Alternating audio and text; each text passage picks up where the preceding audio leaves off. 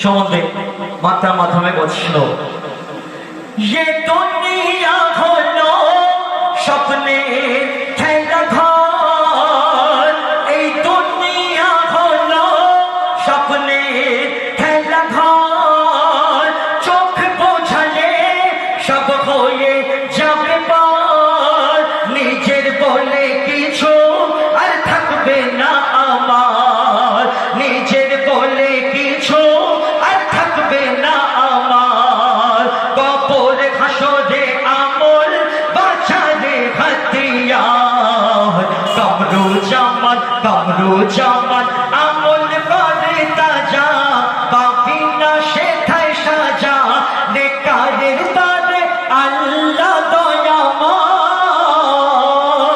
জান্নাতের দরজা খুলে দেয়, জান্নাতের দরজা খুলে দেয়, জান্নাতের দরজা খুলে দেয়, জান্নাতের দরজা খুলে দেয়।